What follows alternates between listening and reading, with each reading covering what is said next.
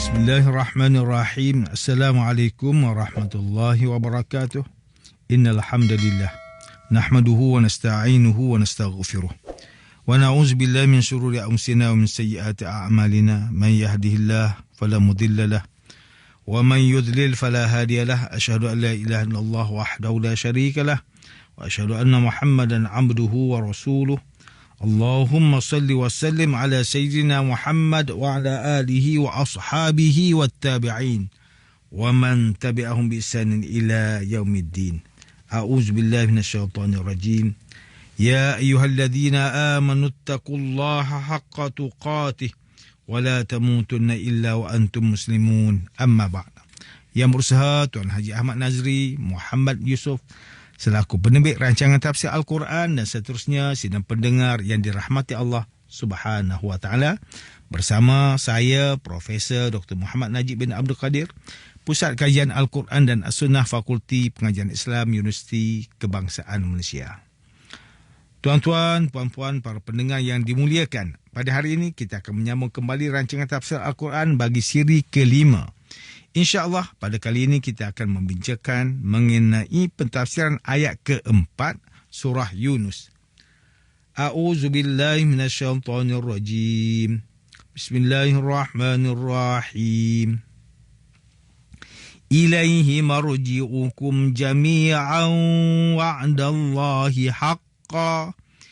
إنه يبدأ الخلق ثم يعيده ليجزي الذين آمنوا وعملوا الصالحات بالقسط والذين كفروا لهم شراب من حميم وعذاب أليم بما كانوا يكفرون. Kepadanya lah kembali kamu semua sebagai janji Allah yang benar. Sesungguhnya dialah yang memulakan kejadian sekalian makhluk.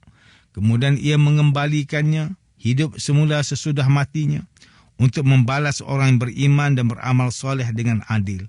Dan orang yang kafir pula disediakan bagi mereka minuman dari air panas yang menggelegak dan azab yang tidak terperi sakitnya disebabkan mereka ingkar dan berlaku kufur. Muslimin dan muslimat yang dirahmati Allah, Profesor Dr. Muhammad Quresh Shihab melalui kitabnya Tafsir Al-Misbah menyatakan bahawa kalimah haq pada ayat keempat surah Yunus bermaksud sesuatu yang kekal dan tidak berubah. Ia turut bermaksud sesuatu yang sesuai dengan kenyataan. Maka pada ayat ini haq menjelaskan kepada kita bahawa janji Allah Subhanahu wa taala yang hak merupakan janjinya yang telah disampaikan dan pasti akan ditepati. Seperti janji Allah Subhanahu wa taala, iaitu setiap makhluk di bumi ini akan kembali semula kepadanya satu ketika nanti. Manakala kalimah al-qist pada ayat keempat surah Yunus pula bermaksud keadilan. Menurut Tahir Ibn Ashur, keadilan berpunca daripada dua perkara. Pertama, untuk menghiburkan golongan mukminin dan memberi penghormatan kepada mereka dengan mengisyaratkan bahawa ganjaran yang mereka dapat itu adalah sesuatu yang wajar hasil daripada amal soleh mereka. Kedua, ia adalah balasan yang dijatuhkan atas orang kafir tidak setimpal dengan apa yang dituntut oleh neraca keadilan.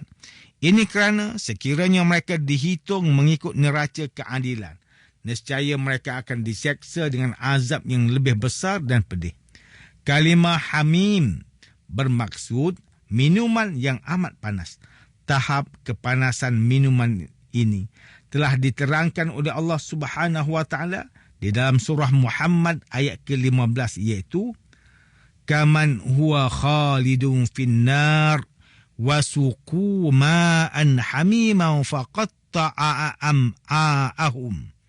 Adakah orang yang tinggal kekal di dalam syurga yang sedemikian itu keadaannya sama seperti orang yang tinggal kekal di dalam neraka dan diberi minum dari air yang menggelegak sehingga menjadikan isi perut mereka hancur? Sudah tentu tidak sama. Sidang pendengar yang dimuliakan, Ustaz Salahuddin Abdullah dan Ustaz Umar Khalid melalui tafsir Mubin mentafsirkan ayat keempat surah Yunus ini dengan satu peringatan kepada umat manusia yang pasti akan kembali semula kepadanya. Dan bahawasanya janji Allah Subhanahu wa taala itu perkara yang benar dan pasti akan berlaku. Ia tidak akan sesekali terlewat atau cepat walau sedetik. Dan Allah Subhanahu wa taala juga yang akan menghidupkan manusia semula setelah kita mati. Sesungguhnya orang beriman dan beramal soleh akan dibalas dengan ganjaran yang besar. Manakala orang yang ingkar terhadap Allah dan Rasulnya pasti akan diazab dengan azab yang amat dahsyat seperti minuman daripada air yang menggelegak. Manakala Profesor Dr. Tengku Muhammad Hasbi As-Siddiqi menulis kitabnya Tafsir An-Nur mentafsirkan ayat keempat surah Yunus ini dengan menyatakan bahawa sesungguhnya Allah Subhanahu wa taala mewujudkan makhluk pada permulaannya dan setelah itu dia juga yang mematikan mereka. Kemudian Allah jugalah yang menghidupkan makhluknya semula setelah hari kiamat. Ulama juga sepakat menetapkan bahawa bumi dan segala isinya di alam ini, kewujudannya bermula daripada tiada, kemudian diciptakan, lalu pengakhirannya berakhir kepada tiada. Sesungguhnya Allah Maha berkuasa dalam menghidupkan dan mematikan makhluknya. Profesor Dr. Tengku Muhammad Hasbi As-Siddiqi menyatakan lagi bahawa ayat ini merupakan satu bukti yang jelas kepada kita bahawa alam ini milik Allah Subhanahu wa taala yang Maha Kuasa yang menjadikan sesuatu atas kehendaknya. Ia juga merupakan bukti dan janji kepada kita bahawa manusia setelah ia meninggal dunia di bumi ini, kita akan dibangkitkan atau dihidupkan semula untuk pembalasan atas amalan kebaikan atau kejahatan yang dilakukan semasa hidup di dunia. Sidang pendengar yang dirahmati Allah Subhanahu wa taala, Hamka melalui tafsir Al-Azhar ketika mentafsirkan ayat keempat surah Yunus ini menjawab dan menutup ruang keraguan bagi mereka yang tidak mempercayai bahawa orang yang telah mati tidak dapat dihidupkan kembali. Ya, memang mustahil bagi manusia untuk menghidupkan sesuatu yang telah mati, seperti kita membunuh haiwan dan kemudian hendak menghidupkan ia semula.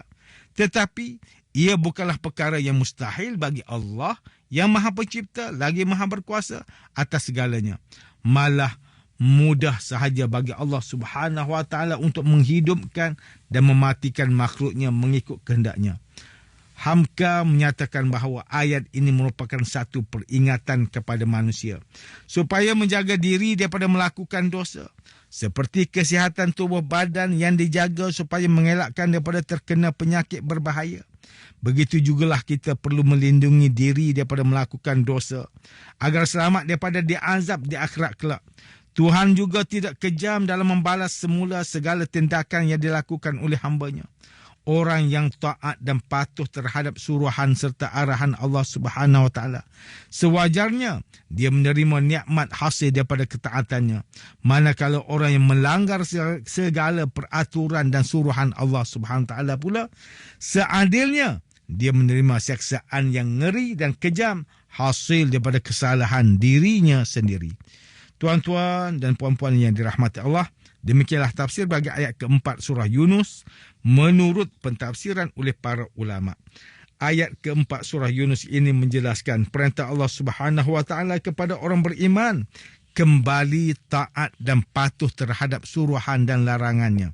Sebagai umat Islam, kita hendaklah berpegang dengan rukun iman agar akidah kita terjamin dan terpelihara. Muslimin dan muslimat yang dimuliakan, ayat keempat surah Yunus ini memberikan peringatan kepada kita supaya tidak terpengaruh dengan anasir jahat yang berupaya menggoyahkan iman umat Islam dari pelbagai aspek. Ini kerana musuh Islam sentiasa berusaha dan giat melakukan kerja untuk melalaikan umat Islam dan menyelewengkan akidah kita. Jarum halus yang hadir dalam pelbagai bentuk keseronokan seperti medium hiburan dan kajian yang menyeleweng. Jika kita melihat situasi masyarakat pada hari ini, masih terdapat di kalangan orang Islam yang telah terpengaruh dan mendokong kefahaman ini, dan lebih teruk lagi mereka berusaha memesongkan Muslim yang lain. Golongan ini menyebarkan dakwah dengan menyatakan bahawa agama Islam tidak relevan pada hari ini. Mereka juga menganjurkan aktiviti yang bertentangan dengan syariat Islam bertujuan meniupkan sifat hedonisme kepada masyarakat. Ingatlah bahawa Rasulullah sallallahu alaihi wasallam bersabda, "Laisa ahadun yuhasabu illa halak." Qalat qultu ya Rasulullah, ja'alani Allahu fida'ak. Alaysa yaqulu Allahu azza wa jalla, fa amma man utiya kitabahu biyaminih fasawfa yuhasabu hisaban yasira. Qal zakal ard yu'radun wa man nuqishal hisab halak. Tidak ada seorang pun yang dihisap kecuali akan celaka. Sayyidatina Aisyah radhiyallahu anha berkata, aku berkata, wahai Rasulullah SAW, Allah Ta'ala telah menjadikan aku tebus bagimu. Bukan kerana Allah Subhanahu Wa Ta'ala berfirman, kemudian sesiapa yang diberikan kitab amalnya dengan tangan kanan, maka ia akan dihisap dengan mudah dan ringan. Rasulullah SAW bersabda, itu ialah pembentangan amal kebaikan mereka yang dibentangkan. Barang siapa yang dibincangkan kitab amalannya dengan dihisap, maka akan celaka. Hadis riwayat Imam Bukhari. Selain itu Rasulullah SAW juga bersabda, innallaha la yazlimu mu'minan hasanatan yu'ta biha fid dunya wa yujza biha fil akhirah wa ammal kafiru fayut'amu bihasanati ma amila biha lillah fid dunya hatta idza afdha ila al akhirah lam takun hasanatun yujza biha. Sesungguhnya Allah tidak menzalimi kebaikan orang mukmin yang diberikan di dunia dan akan dibalas di akhirat. Sedangkan orang kafir diberi makan kerana kebaikan yang dikerjakan kerana Allah di dunia, sehingga ia menuju akhirat tanpa memiliki suatu kebaikan pun yang dapat dibalas. Hadis riwayat Imam Muslim. Sidang pendengar yang dirahmati Allah, antara pengajaran yang boleh kita ambil daripada tafsir ayat keempat surah Yunus ini ialah, pertama, umat Islam hendaklah berusaha menjaga amalan dan ibadat mereka sebaik mungkin. Ini kerana amalan yang baik pasti akan ditimbang walaupun sekecil biji sawi. Perbuatan dan amalan yang baik bakal memberi kesan kepada kita dan masyarakat sekeliling di dunia dan di akhirat kelak. Kedua, setiap orang Islam yang mengaku beriman kepada Allah Subhanahu Wa Taala hendaklah beriman dan mengakui bahawa hari akhirat dan pembalasan setiap amalan di dunia ini pasti akan diaudit dan dihisap di pada masa nanti. Ketiga, umat Islam hendaklah berpegang teguh dengan ilmu dan agama Islam supaya tidak mudah terpesong mengikut jalan golongan Yahudi, Nasrani dan musuh agama Islam yang lain. Usaha ini bukanlah sesuatu yang mudah pada hari ini, tetapi ingatlah, wahai saudaraku sekalian, setiap usaha dan amal jariah yang dilakukan akan dihitung dan diberi ganjaran. Begitu juga sekiranya kita tidak kisah dan hanya mahu berseronok dengan hiburan yang melalaikan di dunia. Kelak nanti di akhirat, pasti kita akan menangis dengan penuh penyesalan. Tuan-tuan, puan-puan, para pendengar yang dimuliakan, sekian sahaja rancangan tafsir Al-Quran pada hari ini. Semoga kita semua mendapat manfaat daripada perbincangan ilmu ini. InsyaAllah, mudah-mudahan kita akan bertemu lagi pada siri rancangan tafsir Al-Quran yang akan datang. Wabillahi taufiq wal hidayah. Wassalamualaikum warahmatullahi wabarakatuh.